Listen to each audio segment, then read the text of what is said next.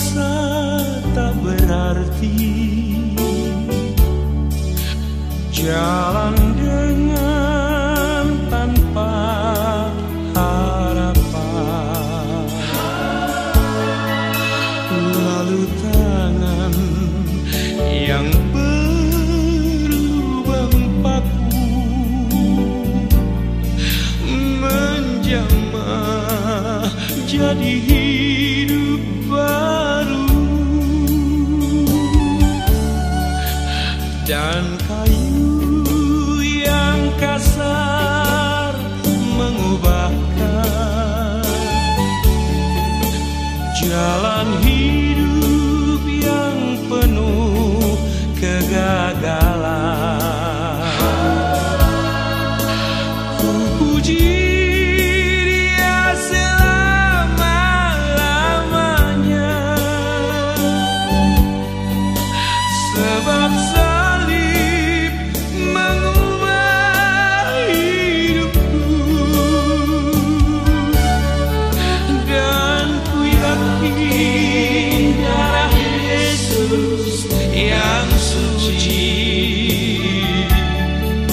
sudah mengalir di Kalvari. Bila zaman berlalu, dunia mendebu, ku tetap pegang salib itu.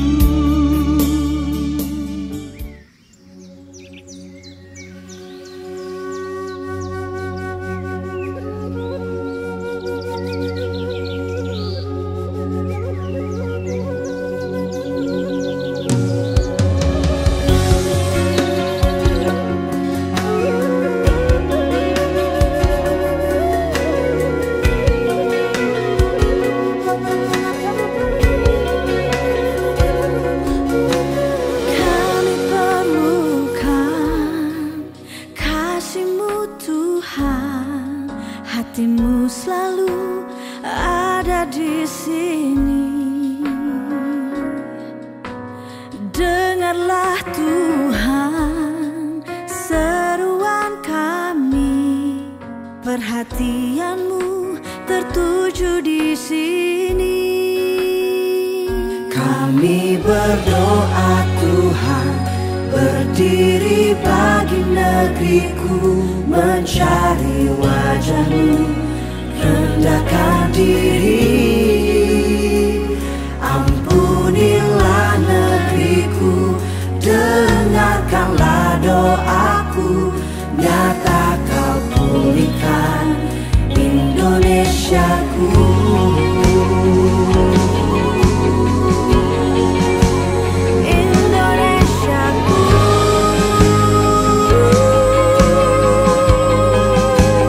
Kami perlukan kasih-Mu Tuhan, hati-Mu selalu ada di sini. Oh, janganlah Tuhan seruan kami, perhatian-Mu tertuju di sini. Kami berdoa Tuhan, berdiri bagi negeriku, mencari wajah-Mu, rendahkan diri. Ampunilah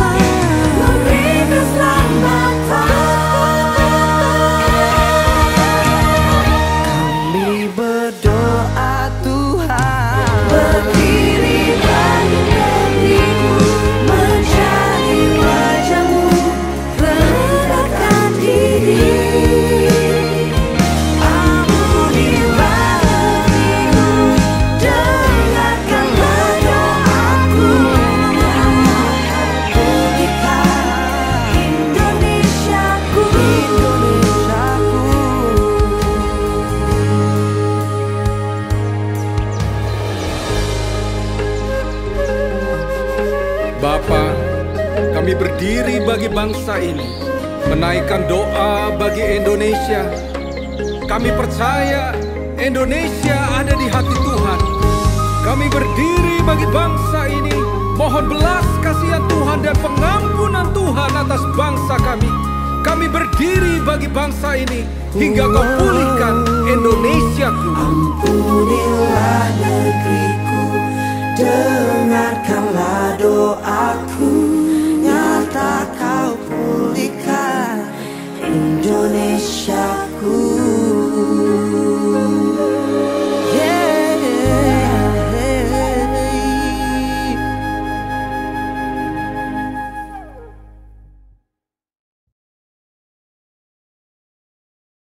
Bersyukur saya bisa ada di tengah-tengah saudara. Hari ini tema yang dibawakan adalah How to Win the Teen's Heart. Gimana memenangkan hati anak. Saudara, saya membawa buku Learning to Stop. Jadi buku ini saya tulis 3 tahun lebih yang lalu, terbit. Yaitu bagaimana kita berhenti menjadi orang tua. Pertanyaan Anda, bisa gitu berhenti? Tentu secara status tidak pernah berhenti. Tetapi secara fungsi Anda harus berhenti. Anda nggak mau kan anak udah umur 30, ma minta uang. Umur 40, ma boleh makan coklat enggak?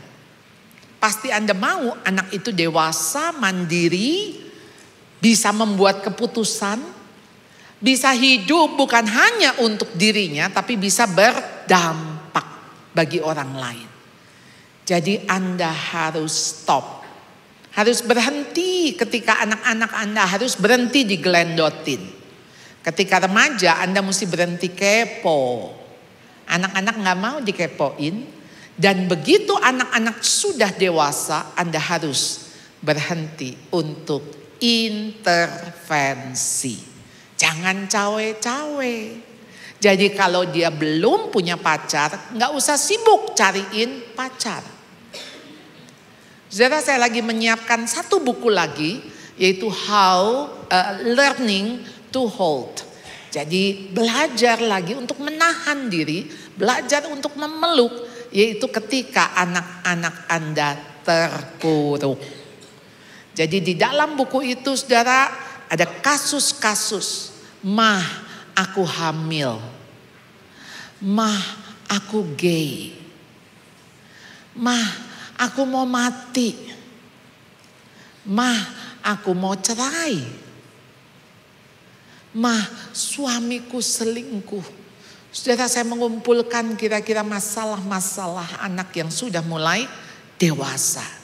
Dan ternyata punya anak yang besar enggak lebih enak, enggak lebih tenang daripada anak-anak masih kecil. Kalau kecil masih kita bilang pakai baju. Kalau nggak pakai baju ini kita nggak pergi. Udah besar, nggak bisa pakai baju ini. Kalau nggak kita nggak pergi, ya pergi aja. Sudah berbeda pendekatannya. Jadi saudara, bagaimana saudara bisa memenangkan hati anak-anak saudara yang sudah remaja, yang sudah dewasa? Saudara ingat pohon kurma? Pohon kurma tuh 5 tahun pertama nggak tumbuh. Kenapa? Karena dia bukan tumbuh ke atas, tapi dia tumbuh ke bawah. Jadi dia membuat akarnya lebih dulu. Maka pohon kurma itu bisa hidup 100 tahun, dia mulai berbuah 19 tahun. Jadi saudara, demikian juga ketika kita mendidik anak. Kelihatannya kok lama banget. Lalu orang tua suka bilang, nak cepet gede ya. Saya tuh kalau boleh bilang ya, sekarang dengan saya punya 3 anak yang udah dewasa, 2 sudah menikah, saya sudah punya 2 cucu. Saya kalau bilang, boleh nggak kamu balik lagi ke kecil? Kalau kecil tuh masih bisa diunyeng-unyeng. Kalau gede tuh nggak ngelawan. Nah, walaupun anak kecil bisa ngelawan juga, tapi ngelawannya masih kalah lah gitu. Kalau udah gede kita yang kalah. Makanya saudara, sebelum kalah, saudara mendingan ngalah, ya kan? Ngalah untuk apa? Untuk memenangkan hatinya. Jadi saudara, it takes time, pasti butuh waktu. Relasi kita dengan anak saudara ibarat seperti Anda melihat kupu-kupu, itu kan mulainya kepompong, lama sekali. Ya, kalau saudara tungguin. Ceritanya ada seorang anak, lihat ini kok lama ya. Mulai si ulet ini kayak mulai menggeliatkan tubuhnya, mau keluar dari kepompong. Lalu dia ambil gunting, dia potong, dia gunting, maksudnya untuk menolong. Jadinya kupu-kupu ini sayapnya kecil, badannya besar, nggak bisa terbang. Jadi banyak hal saudara nggak perlu menolong ketika anak harus berproses. Karena proses itu penting buat dia. Nggak apa-apa dia berjuang. Nggak apa-apa dia gagal. Jadi saudara nggak usah bilang, jangan nak. Kalau kamu nggak naik kelas, mama pindahin ke sekolah lain.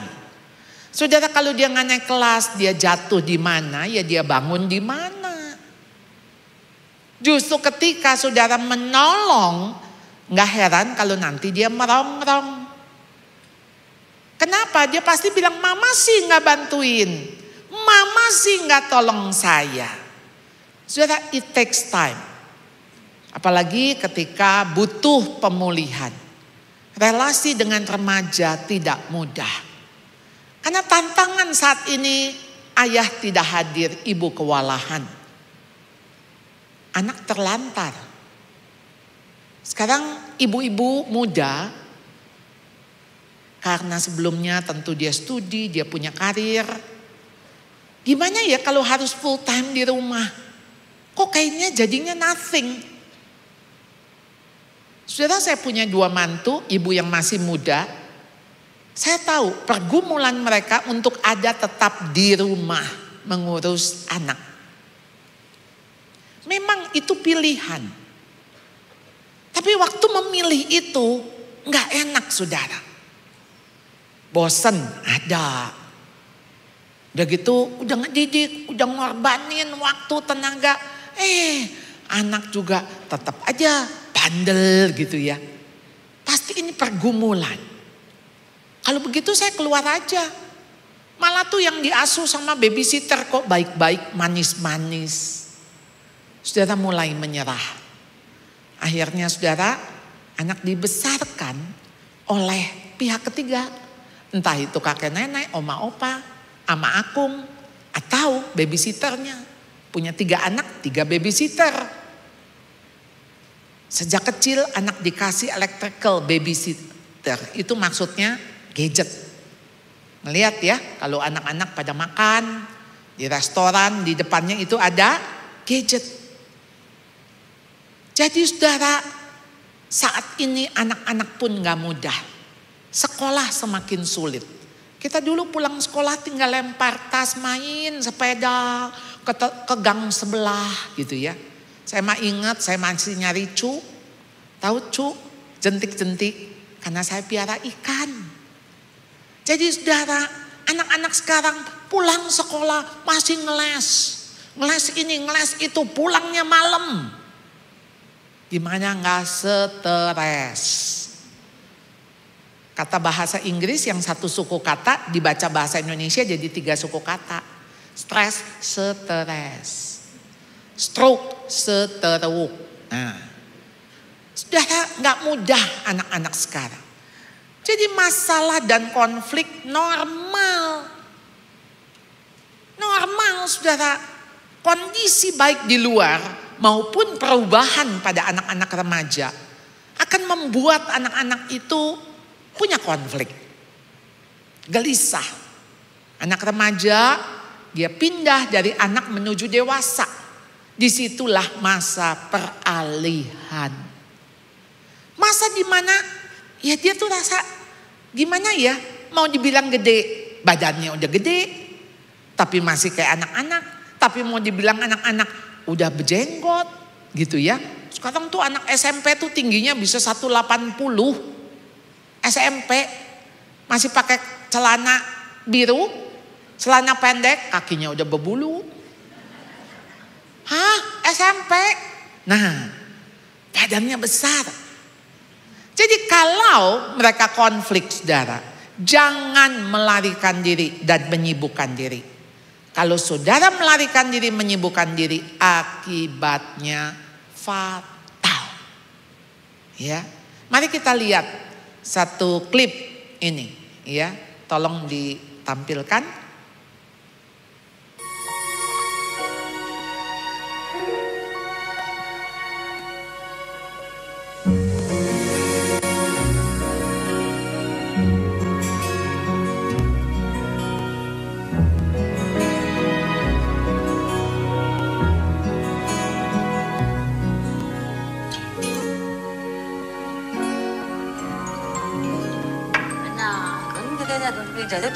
大人经常以为和我们说很多话就是沟通了，其实他们都是自己讲自己爽，而我们通常都是假装在听，然后一边进啾，另一边出。我们到底有没有听进去？他们不管，只要他们有讲就算了。知道吗？马甲，听我讲。你看奶奶，她讲得多爽啊！我看我们被淹死了，他们都不知道为什么。唉，大人说了那么多话，为什么不明白多了就很难消化的道理呢？有时候我们真想把话说清楚一点。没有你看你还顶嘴，你话很多哦。妈妈教你是为了要你好，你还没大没小。我们用心良苦，是不想你走冤枉路。刚才我说那么多，你明白吗？你为什么不说你话不说话？你哑巴！对呀，说什么都要被骂，所以我们慢慢就变成哑巴了。 Iya. Kalau dulu masih kecil, terus ngomong. Sampai kita bilang berhenti. Jangan ngomong lagi, bawel. Tapi begitu remaja, kita bilang ayo dong ceritain. Kamu tadi ngapain? Biasa. Kamu tuh lagi kesel? Enggak. Mau makan ini enggak? Tahu. Saudara, kok nggak mau ngomong? Dulu yang waktu kecil, ma cerita dong cerita. Kalau sekarang stop. Udah 1000 kali ngomong. Jadi komunikasi mulai berubah. Ayo saudara, dia bukan anak-anak lagi. Jadi anak-anak saudara, ya, children may never remember what you said. Mungkin anak-anak nggak ingat apa yang saudara pernah ngomong, tapi mereka selalu ingat apa yang mereka rasakan. Nah, jadi waktu saya tanya anak-anak remaja, ini orang tuanya sebelah sini, ini anak-anak. Siapa yang tahu kalau papa mamahnya sayang? Hampir semua angkat tangan. Tahu, kan disekolahin, dikasih makan enak. Lalu ketika saya tanya siapa yang berasa disayang? Yang merasakan, bukan tahu. Itu cuma 3 yang angkat tangan. Yang lain tahu tapi tidak merasakan. Jadi knowing dan feeling itu jauh. Saudara, mereka itu mungkin gak ingat persis kita ngomong apa, tapi mereka ingat. Mereka terluka. Ya, pokoknya gak mau dah ngomong sama mama. Kenapa gak mau ngomong? Tahu dah, gak enak aja. Sebel aja. Nah saudara, ingat ya, orang tua yang sibuk kerja saat ini akan jauh lebih sibuk dan kehabisan energi kalau anak-anaknya kelak bermasalah. Jadi saudara, diri kita itu sebetulnya jauh lebih penting daripada cuman omongan kita. Diri kita saudara, apa yang kita berikan. Jadi kita harus memasuki satu tahap di mana anak-anak mulai besar. Makanya namanya ABG. Ya, ABG itu apa ya? Aku baru gocap, aku baru gede ya. Nah, jadi anak-anak ABG ini, ayo dong saudara, mesti dijadikan sahabat.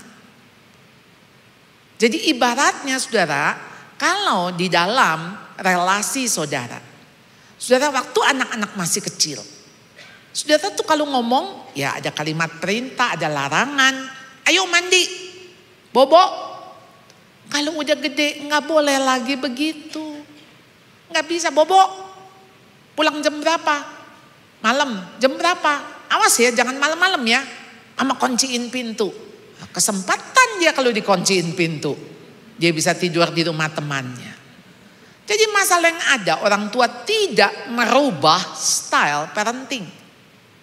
Tidak belajar kalau anak ini terus berubah dan mengalami perkembangan dari waktu ke waktu. Anak saudara bukan anak-anak lagi. Dia udah mulai gede.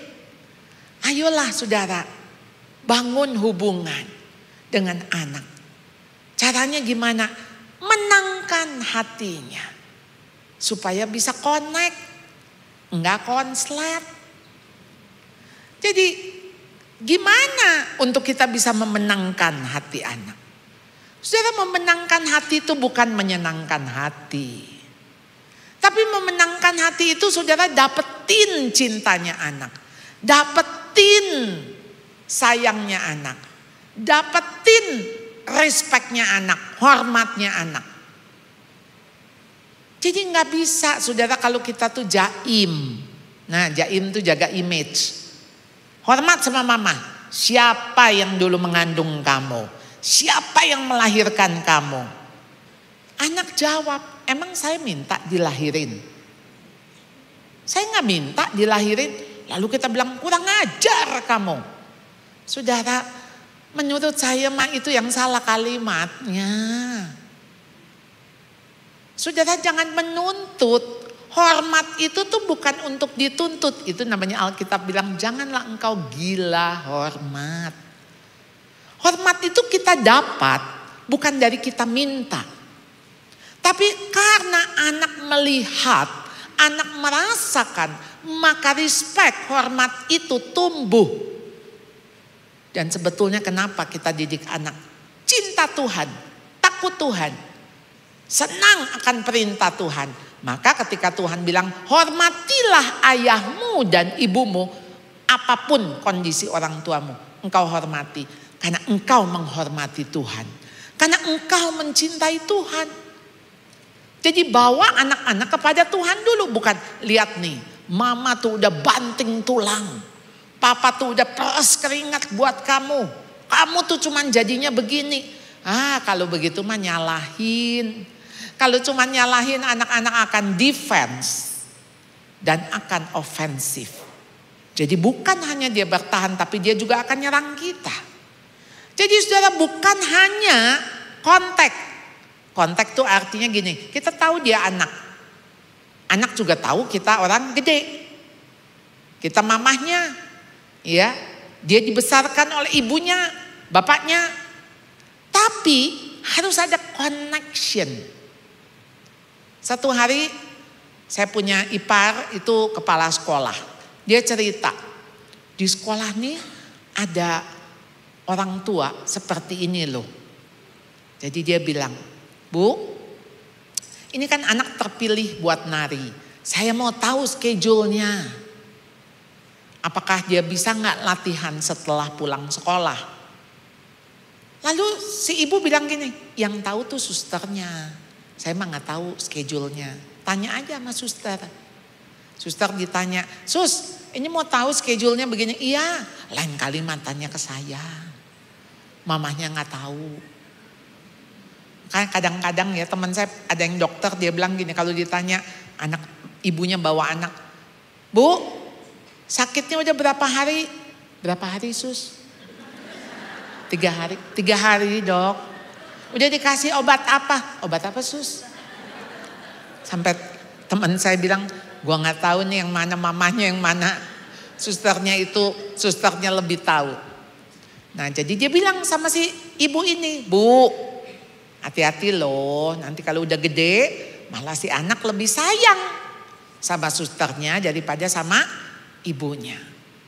Lalu si ibu ngomong begini, nanti udah gede juga dia tahu siapa mamahnya, siapa susternya.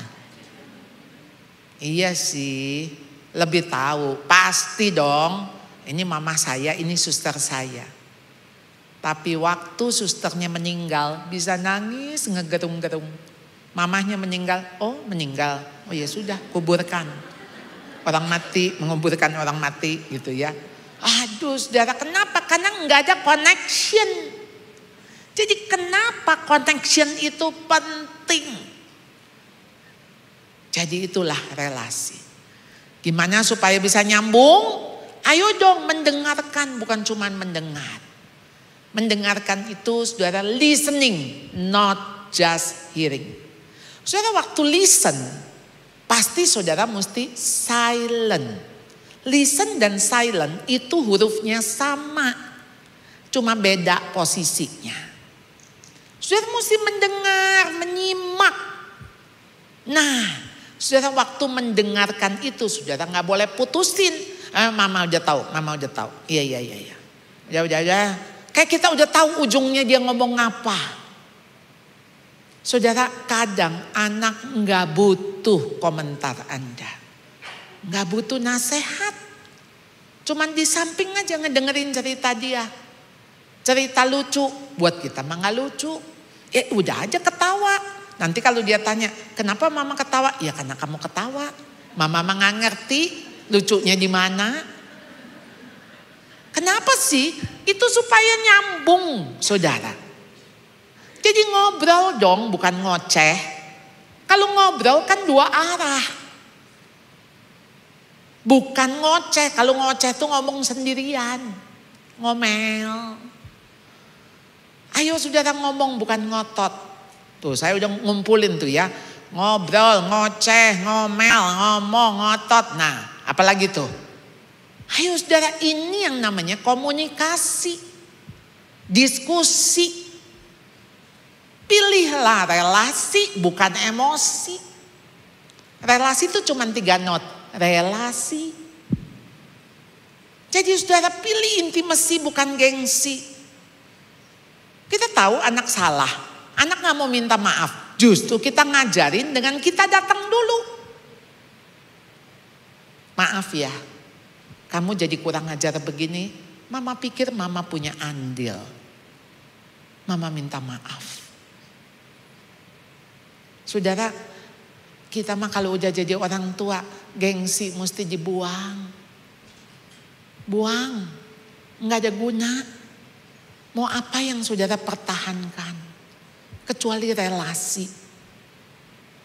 Berantemnya mah 5 menit, ngeberesinnya 5 tahun. Iya kan? Ngapain? Ayo saudara, hindari mulut tajam. Kita tuh banyak kata-kata yang kotor, yang gak berguna. Kata-kata yang sampah yang kita dapat waktu kita kecil. Ada kan kata-kata kan? Apa coba? Gak ada guna kamu. Percuma mama punya anak kayak kamu. Ngeselin aja. Bisanya ngerepotin. Gak bisa nyenengin. Coba kata-kata apa lagi yang sampah? Bodoh, ya? Apa?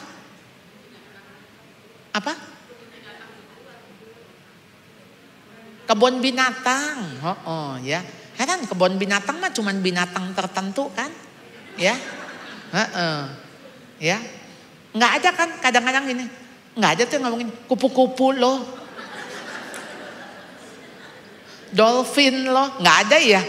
Kenapa ya binatangnya cuma tertentu itu ya? Aduh, itu tuh sampah saudara. Tapi sampah itu kita keluarin. Saudara, itu kepahitan mesti dibuang. Gimana saudara masih hidup dengan baggage, dengan koper yang isinya masalah waktu yang lalu. Dulu mama juga diginiin sama emak. Mama baik-baik aja, dah nggak baik-baik lagi, masih sakit hati itu. Saudara, waktu saudara ingat, mestinya saudara udah nggak merasa sakit lagi. Kalau saudara ingat masih rasa sakit, berarti masih bitter, pahit. Ayo saudara, banyak hidup kita memang bisa jadi bitter, tapi jangan jadiin bitter, jadiin butter, supaya jadi better. Ya kan? Jadi lebih baik tolak kata-kata kasar. Kalau anak itu mulai mengucapkan kata kasar, saudara justru saudara diemin. Nggak usah dibalas. Saudara cuma ngomong, pantas nggak kamu ngomong begitu? Nggak usah. Kamu ngomong mami anjing, kamu babi. Widih, ini ya tadi semua kebun binatang keluar. Nggak usah, saudara nggak usah ditangkap. Itu masuk sini keluar situ. Saya pernah waktu anak saya ngomong tinggi, saya bilang turunin. Mami juga turunin. Ya, mami juga turun. Ya udah, aku juga turun. Nah, udah. Jadi nada dasar do sama dengan se. Nggak usah naik. Ada anak murid saya bilang gini, Bu, saya kalau ngomong sama papa saya nggak bisa lebih dari 4 kalimat. Kenapa? Kalimat kelima udah berantem. Hah? Ngomong apa? Ngomong ini, Pak pergi. Kemana? Ya ke rumah temen. Ngapain? Coba tuh. Do, re, mi, fa, sol, la, si, do. Ya kan? Jadi nada mah cuman begini. Pak pergi. Kemana? Ke rumah teman. Kan dia naik tuh. Turunin lagi. Ngapain? Ya main lah. Oh, main apa? Coba saudara tarik lagi notnya. Jadi do. Ya. Jangan dibawa naik. Karena kalau dibawa naik dia juga naik. Biarin deh untuk yang gak prinsip. Ayo saudara, banyak yang gak prinsip kok. Warna baju gak prinsip. Betul gak? Nih bilang merah, Cynthia. Nah, ada juga yang hitam, ada yang putih, gak apa-apa kan? Nggak jadi begini, aduh yang lain merah kok saya putih. Duh gimana ya, nggak usah, nggak prinsip. Prinsipnya apa? Saudara datang, duduk, dengar. Jadi jangan gara-gara baju kita ribut. Ya enggak? Kamu pakai baju tuh, atas warna ini, bawah ini tabrakan, nggak cocok tahu. Anak juga akan bilang, ini yang zaman sekarang tahu. Nah kan jadi begitu tuh. Saya tanya apa sih saudara? Sekarang kalau anak pakai giwang. Anak laki pakai giwang. Enggak 1 lagi, 5. Gimana saudara? Apa saudara bilang lepasin tuh giwang? Enggak usah saudara. Gini aja, kamu merasa ganteng ya pakai giwang? Ya kan? Iya, ganteng. Oh, enggak apa-apa.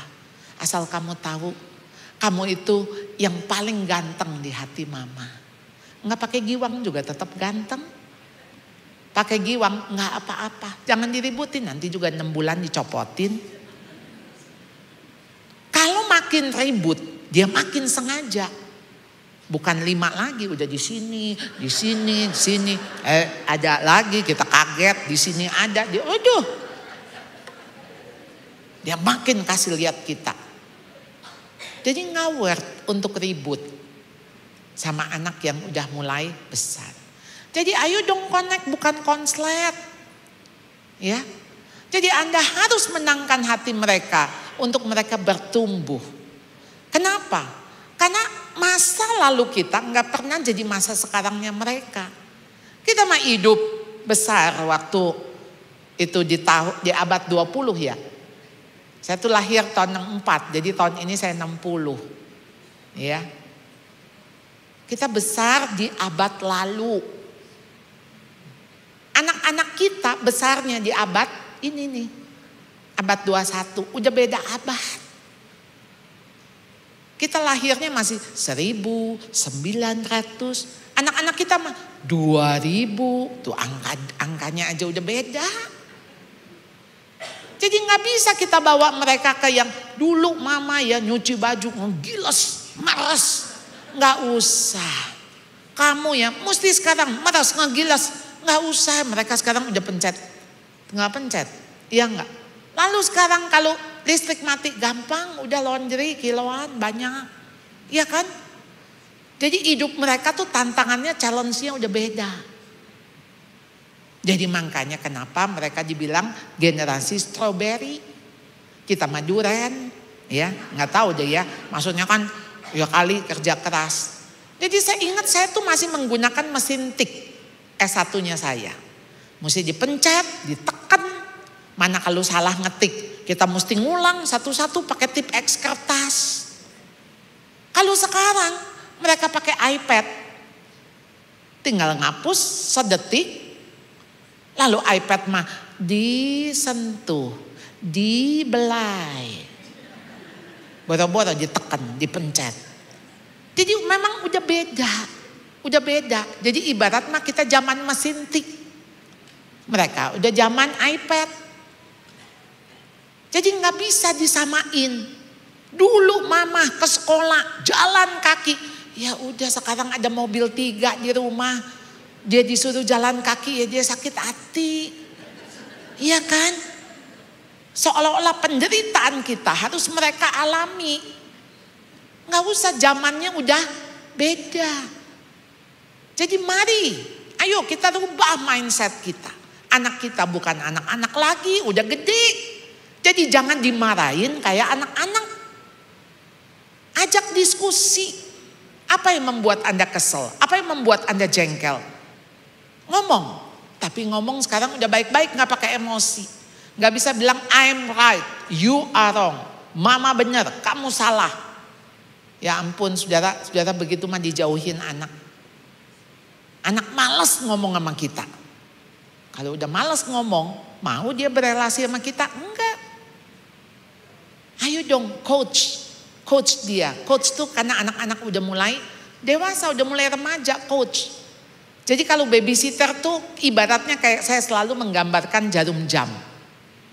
Pukul 6, garis lurus itu anak 0 sampai 5 tahun. Mau minum susu di gelas ini atau gelas itu. Pokoknya harus minum susu.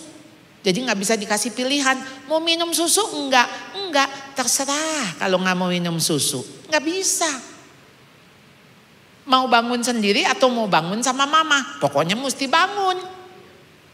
Jadi gak bisa, mau bangun enggak, terserah. Gak bisa begitu kan? Karena Anda mesti punya otoritas. Tapi begitu SD, jarum jamnya bergerak 7:05. SMP, SMA bergerak 8:10. Begitu anak selesai SMA, dia kuliah, dia sudah anak dewasa, itu jam 9:15. Udah horizontal. Kalau Anda masih memperlakukan anak Anda masih pukul 6, aduh itu dia yang anak-anak merasa gak dipercaya. Anak kuliah di Jepang. Mamahnya bilang, ini kenapa ya saya mau ke Jepang? Anak saya bilang, enggak sibuk. Enggak usah deh mama. Sampai saya ngebohong. Saya bilang, ini papa dapat tiket gratis. Oh ya terserah, pokoknya papa datang, aku lagi sibuk. Kenapa ya nggak mau anak saya? Lalu kemudian saya bilang, apa yang bapak ibu udah lakukan? Ini nih si bapak kalau lagi video call. Ya, kamu di mana? Enggak, sama teman. Coba kasih lihat papa, bener enggak sama teman? Ntar dia bilang misalnya, ini aku lagi makan, coba video call kasih lihat, itu kamu makan apa? Ya ampun, pantesan aja tuh anak gak mau didatengin.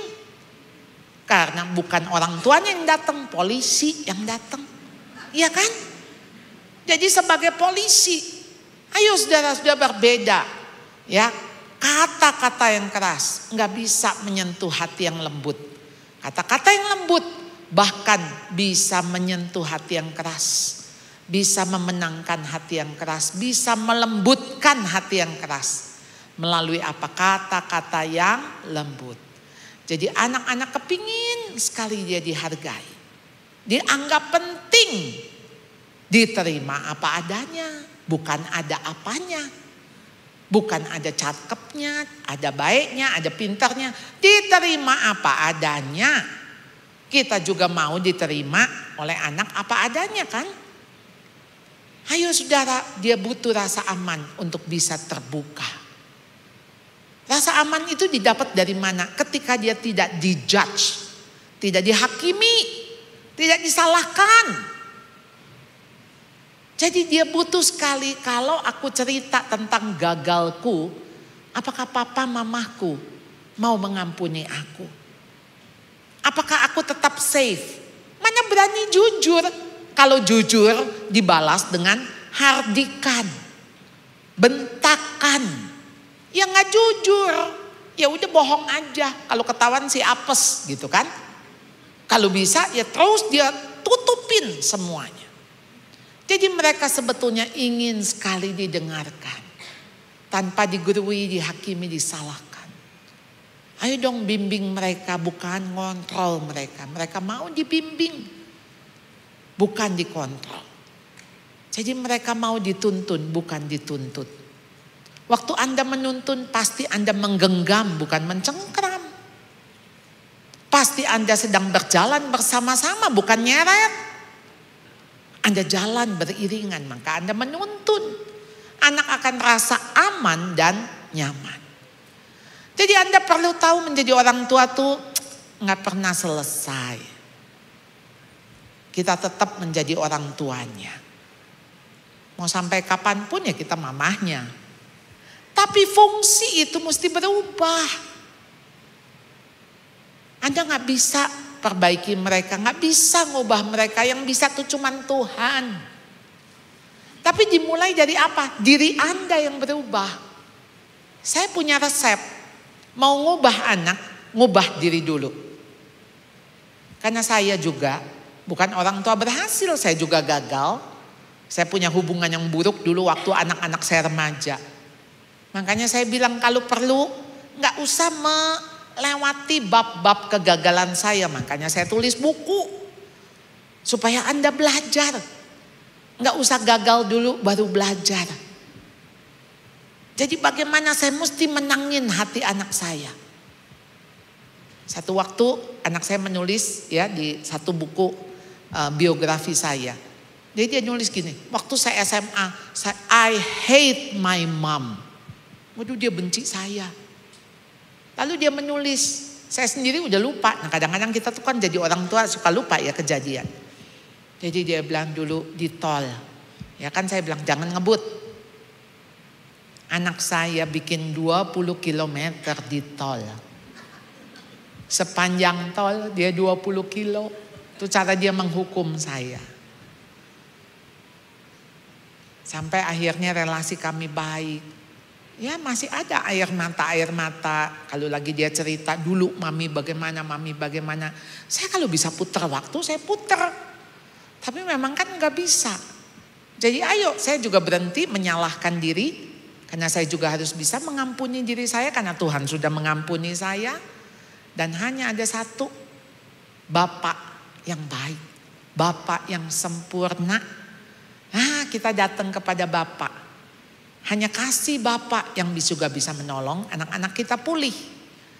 Jadi saudara menangkan hatinya justru dengan kasih lihat hati Bapak. Bagaimana Tuhan yang sudah mati bagi anak-anak kita. Tuhan yang mengasihi, Tuhan yang mengampuni. Nah lewat apa kita menyatakan kasih Allah, kasih Bapa? Lewat kasih kita kepada anak. Kalau kita masih ngungkit dulu ya kamu ya. Waktu kamu SD ya, kamu pernah beginiin mami kamu. Ya udah deh. Dia bagaimana melihat kasih Bapa yang mengampuni. Jadi hubungan yang kuat, yang erat ketika anak merasa dikasihi. Anak merasa diterima. Dihargai itu justru menjadi landasan yang kuat. Dari sebuah relasi. Hubungan yang kuat, hubungan yang sehat, hubungan yang erat. Saudara dasarnya adalah kasih. Kasih. Saudara bagaimana kasih itu unconditional, tanpa syarat. Kita tahu lagu Kasih Ibu, ya. Lalu bawahnya apa? Bagai sang surya menyinari dunia, gitu ya. Bagai matahari menyinari dunia. Jadi bagaimana supaya anak bisa merasa dikasihi? Jadi terima anak apa adanya, bukan ada apanya. Bangun relasi sebelum kasih regulasi. Regulasi itu aturan. Jangan coba-coba disiplin kalau anak belum merasakan kasih. Kalau enggak anak merasa dia dibenci, bukan dikasihi. Kan banyak orang tua bilang, Bu saya kan mesti nasehatin kalau dia salah. Kan saya mau arahin. Betul Bu, itu mah betul. Tapi tuh anak berasa dulu gak disayang. Itu dulu. Kalau itu belum dia berasa disayang, ibu mau ngoceh-ngoceh kayak apa, tetap dia bilang mama gak sayang aku. Jadi relasi lebih penting daripada prestasi. Kalau anak berasa disayang, masa sih kita bilang, ayolah nak, mau mama tiap hari dia dipanggil ke sekolah. Kamu butuh memang untuk mengulang. Kalau kamu butuh mengulang gak apa-apa. Cuman kamu tahu, kalau kamu mengulang, kamu belajar yang sama. Teman-temanmu di tingkat yang lebih atas. Kamu akan mengalami itu, gak apa-apa, mama akan dampingi kamu. Suruh dia memilih. Jangan kita bilang gak boleh gak naik kelas ya. Gak usah sekolah kalau gak naik kelas. Aduh please. Ayo ibu-ibu. Jadi dasar mengasihi karena kita menghargai. Menghargai orang bukan barang. Ayo saudara, ya. Jadi sadari keberadaan dan keberhargaan anak dalam setiap kesempatan. Karena mungkin ini hanya datang sekali. Kita nggak tahu anak kita masih ada nggak besok. Nggak tahu kan? Jadi makanya nggak usah bilang gini, kamu nanti gede mau jadi apa? Belum tentu gede. Saya punya murid 4,5 tahun udah dipanggil Tuhan pulang. 18 tahun udah dipanggil Tuhan pulang. Cuman gara-gara amoeba. Jadi anytime anak-anak kita bisa pergi. Jadi gak usah kita itu worry sebetulnya. Kita khawatir. Anak-anak kita hidup di dalam tangan Tuhan kok. Biarkan ini menjadi perjalanan hidupnya. Proses dia berjalan bersama dengan Tuhan. Ada satu doa dari Hana untuk Samuel. For this child I pray. Untuk anak ini aku berdoa. Bagaimana Hana minta Samuel kan? Dia menangis. Dia datang ke bait Allah. Jadi saudara, ini yang dikatakan, I asked the Lord to give me this boy. And he has granted my request. Dia kasih permohonan saya. Dia kabulkan permohonan saya. Now I'm giving him to the Lord. Sekarang saya kasih balik ke Tuhan. Karena dia akan menjadi milik Tuhan seumur hidupnya. Kita dikasih anak sama Tuhan. Mau gak kita serahin lagi? Tuhan, ini milikmu. Perbuatlah apa yang kau pandang baik. Lakukan sesuai dengan rencanamu. Bagian kita hanya mengasihi dan mengampuni. Bagian Tuhan memperbaiki. Sampai di sini. Ada yang mau bertanya? Silahkan. Kita punya waktu 10 menit atau 15 menit. Nanti terserah ya. Silahkan. Ya. Di tengah Bu. Ada lagi yang mau bertanya? Ya, silahkan Ibu. Tes. Selamat pagi Bu, siang, menjelang siang. Bu mau menanyakan, kalau anak tuh senengnya main ini sama teman-temannya, kan sekarang lagi musim ya, main game Bu sama teman-temannya. Tapi memang gamenya ada ininya, ada rewardnya Pak Bu. Jadi kadang sampai tidurnya jam 2 subuh, jam 3 subuh gitu. Jadi bangunnya siang akhirnya gitu. Baiknya bagaimana tuh Bu? Supaya dia bisa berubah. Saya inginnya dia bisa bangun jam 6 gitu. Iya. Karena dia juga harus ngantor kalau siang. Iya. Makasih Baik, Bu. Terima kasih. Pasti anak Ibu sudah dewasa ya. Karena udah ngantor kan. Bu, kenapa dia main game? Karena game memberi dia kesenangan. Game memberi dia pengakuan, ada reward. Dia gak dapat itu dari orang tuanya. Jadi sebetulnya tanpa sadar kita itu lagi kompetisi sama game. Anak lebih gini, lebih asik mana? Game atau orang tua? Lebih baik mana, game atau orang tua? Nih, kalau anak-anak ditanya. Siapa yang nemenin dia? Game atau orang tua? Siapa yang memuji dia? Game atau orang tua? Tuh, kita jawab aja. Kalau dia jawabnya game. Ya nggak heran dia larinya ke game. Karena itu bisa memuaskan dia. Game kan bisa diatur-atur. Dan sekarang semua yang kecanduan sebetulnya akarnya kesepian. Kalau Anda mau anak Anda enggak attach itu apa namanya? Nempel. Berarti dia mesti nempel sama kita. Nah, dia nempel sama kita asik enggak? Sama kita mah diomelin melulu. Taruh itu game. Nah, misalnya gitu kan kita nasehatin. Kan bunyinya begitu.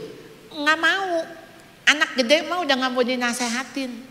Ditemenin aja Bu. Ajarin mama kok main gamenya. Nah, di sebelah kita. Nemenin. Tapi jangan kita yang jadi kecanduan game ya. Kan ada juga ibu-ibu juga main game gitu kan. Ya, sembari nunggu. Main apa? Candy Crush ya. Apa gitu kan. Hanya untuk apa? Supaya bisa di samping dia. Bawain makanan, ambil dulu hatinya. Ambil hatinya. Kalau hatinya udah diambil mah, kita mulai dengan jangan jam 2 atuh tidurnya. Jam 12 ya. Kan kalau nggak jangan jam 2, jam 4 sekalian gitu. Nah, itu bukan menangin hatinya. Jam 12 ya, nanti jam 1. Nah, kalau dia bisa bangun lebih awal, puji. Ya, thank you ya, bangun lebih pagi. Jangan kita tumben bangun pagi. Aduh, misalnya, kan? Jadi pendekatannya Bu, pendekatan ya. Ini mah relasi. Dipuji ya, dihargai. Nah, tuh anak tuh mau. Ya, nanti pulang ke rumah peluk. Mama minta maaf ya. Kalau mama suka ngomel-ngomel, ngedumel, kesel, ya. Nah, minta maaf. Kamu maunya apa? Tanya aja. Ya mama nggak usah ngomong. Ya, oke. Kalau nggak usah ngomong, mama ngapain? Senyum aja. Ya, mama senyum, ya. Udah, ini dalam rangka merebut hatinya. Karena kalau hatinya udah direbut, udah dipegang sama ibu suruh apa juga nurut. Ya, ada lagi yang mau tanya? Ya, silahkan Ibu. Di belakang situ. Ya, Ibu berdiri.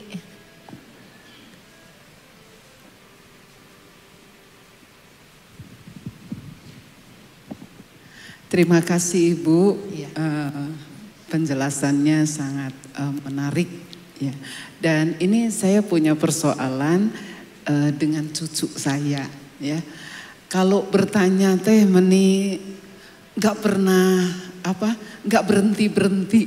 Saya tuh kadang-kadang mau jawab pasti nanti panjang. Kalau nggak dijawab kasihan Bu ya. Nah, gimana supaya saling memuaskan lah. Cucu saya senang, saya juga senang. Tapi jangan kalau bisa jangan panjang-panjang gitu. Kalau bertanya kadang-kadang kesel. Kita mau ngerjain apa, tapi dia mau ngotot terus. Jadi oma gini, terus kenapa oma bisa gini? Emang pernah oma ngerasain itu? Kadang-kadang kesel, ya Bu ya. Oke. Gimana baik. caranya? Iya. Terima kasih Bu.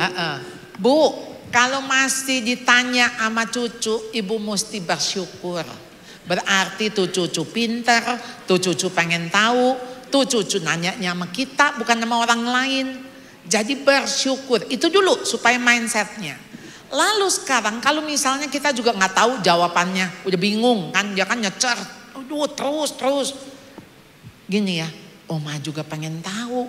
Coba ya nanti kita cari jawaban ya. Di mana ya jawabannya ya. Nah nanti gini kali Oma. Nanti kan dia ngejawab. Jadi gantian. Iya ya Oma juga nggak tahu. Coba kira-kira apa ya? Oh mungkin ini Oma, mungkin ini. Nah kalau nanti dia udah terlalu banyak gini. Kita sekarang lomba diam 5 menit. Ya, lomba diam. Ya, kalau nanti yang sebelum 5 menit ngomong kalah. Ya, kita 5 menit pakai alarm. Lomba diam. Oma juga diam nih, tapi kan ngapa-ngapain jadiin games, Bu. Ya, jadi jangan jadi beban. Ya, karena anak, waduh nanya melulu, aduh ini kok kesel gitu. Jangan Bu. Ya, nikmati. Tapi ingat, cucu bukan anak kita. Dia anak dari anak kita, jadi kita nggak punya hak, ya. Cucu mah harus dikembalikan lagi ke orang tuanya, ya. Terima kasih. Ada lagi yang mau bertanya? Iya, silahkan. Satu lagi ya Bu ya. Oh, satu ya. Ini ada 2 yang angkat tangan, gamsweet aja.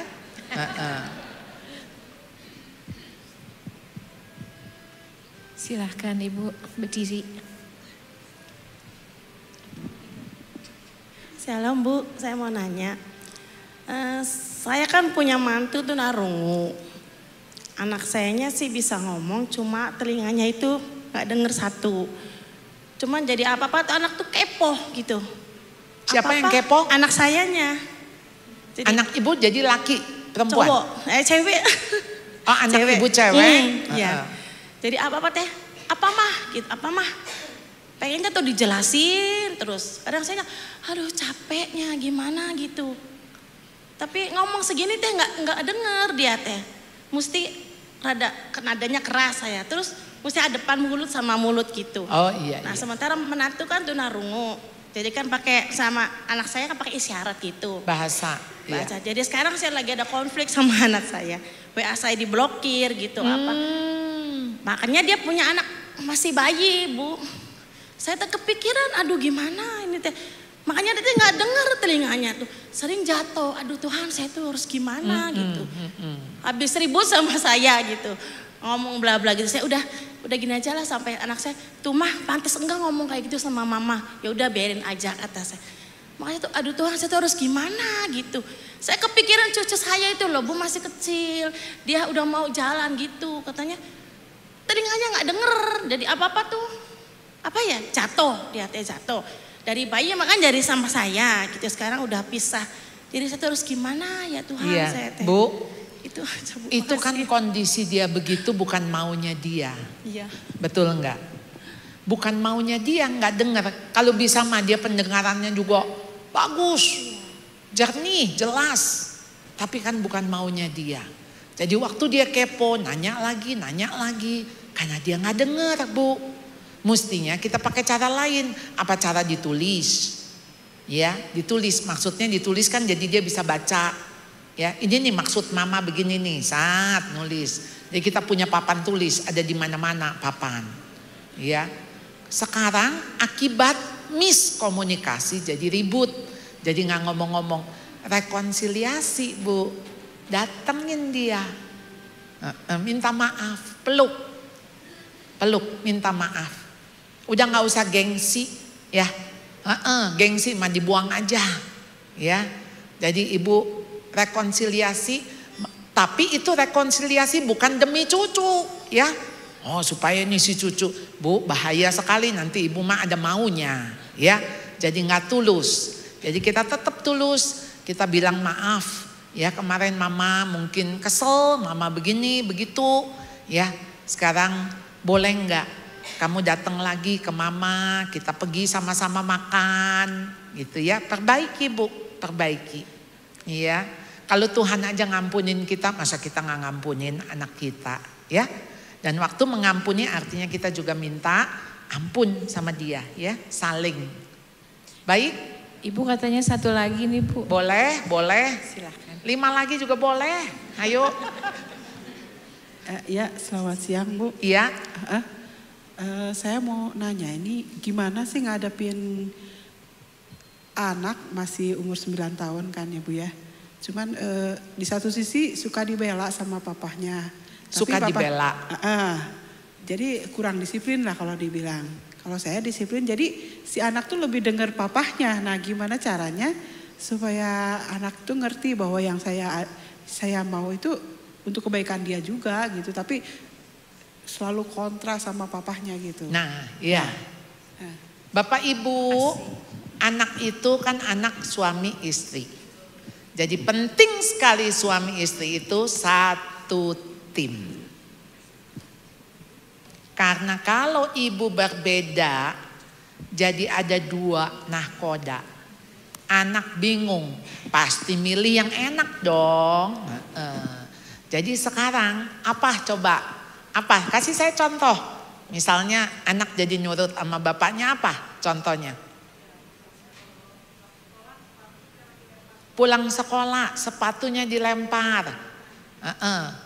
Kata bapaknya nggak apa-apa, lempar aja. Hah? Gimana?